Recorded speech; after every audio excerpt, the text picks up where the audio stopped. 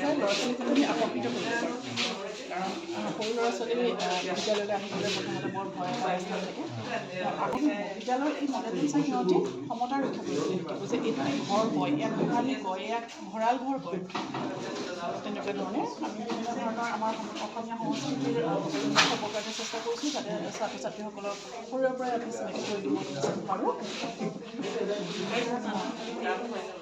এনেকুৱা ধৰণৰ কিছুমান যদি লাগে আমাৰ বিদ্যালয়ত বহুতো চিত্ৰকাহিনী আছে, চিত্ৰকাহিনীবিলাকৰ সহায়ত বোলে আজি আমি আকৌ আৰু এখন আছে ছাত্ৰ ছাত্ৰীখিনি সিহঁতেও মৌখিক বিকাশৰ কাৰণে তেনেকুৱা ধৰণৰকৈ আমি চিত্ৰকাহিনীবিলাকেৰে ইয়াত থকা বস্তুবিলাক কৰে মানে সিহঁতক বোলে আমাৰ ঘৰলৈ আজি আহি তোমাৰ কেনেকুৱা লাগিছে, কি খাবা, লাডু আছে মোৰ ওচৰত, লাডুবিলাক ক'ত দেখি পাইছা বাৰু, চেপেটা এইখিনি হ'ব।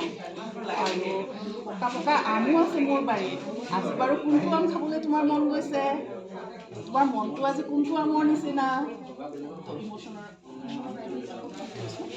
তেনেকুৱা ধৰণৰ এটা প্ৰয়াস কৰিছে।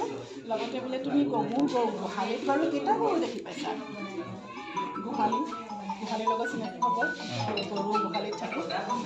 ভঁৰালত কি আছে বাৰু, ধান আছে।